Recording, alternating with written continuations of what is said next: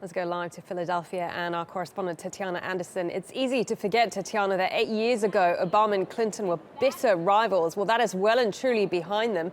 What is the reaction today to what Obama and other speakers had to say last night?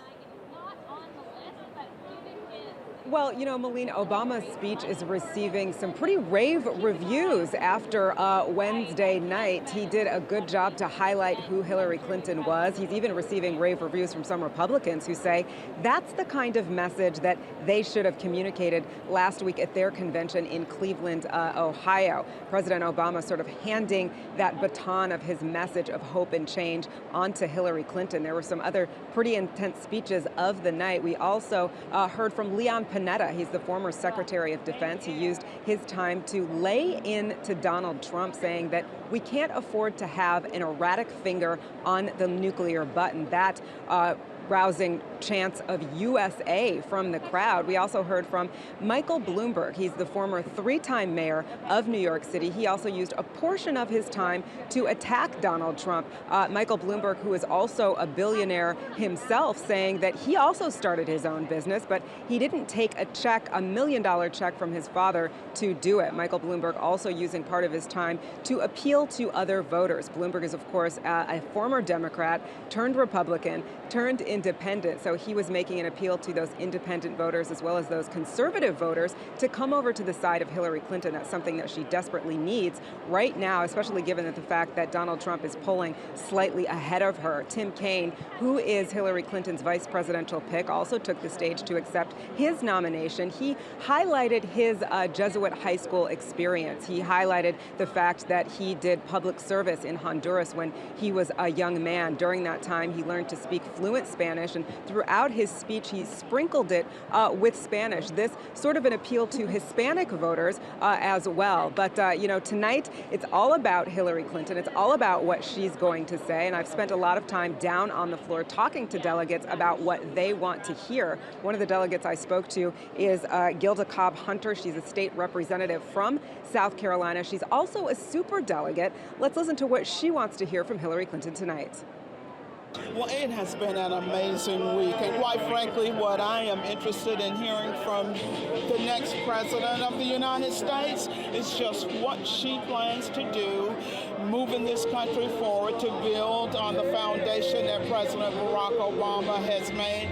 I am so excited about the Clinton-Kaine ticket. I had the pleasure of getting to know Tim Kaine when he chaired the DNC. He is a wonderful choice, and quite frankly, I am looking forward to rolling up my sleeves, getting out there, beating the bushes, and encouraging everybody to turn out in November.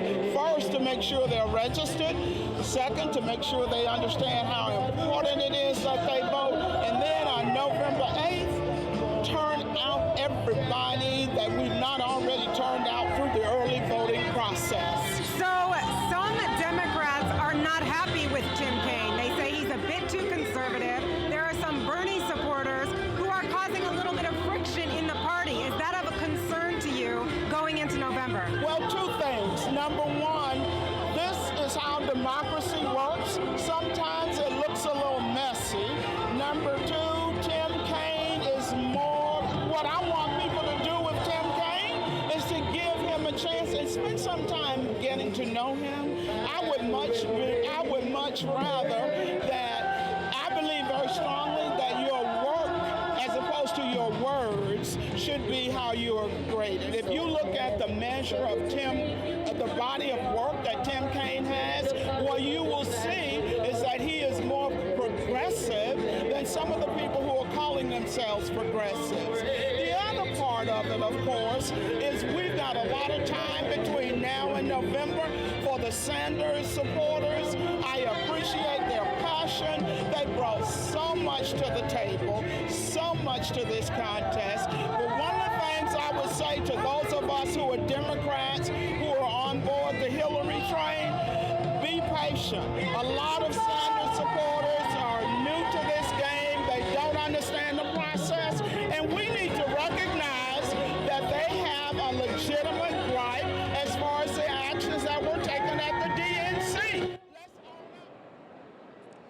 That superdelegate also telling me that what's going on this week is all about defeating Donald Trump. He is the Republicans' nominee, and interestingly enough, tonight we will hear from some Republicans on the stage. The co-founder of Republican Women for Hillary Clinton will be speaking, along with Hillary Clinton's daughter, Chelsea, who will introduce her. And of course, we'll hear from the candidate herself when she accepts her party's nomination. And we'll see if she delivers when it comes to what she needs to say to close that gap between her and Donald Trump, Malene. Okay, many thanks for that, Tetiana Anderson. Looking forward to that speech by Hillary Clinton later tonight.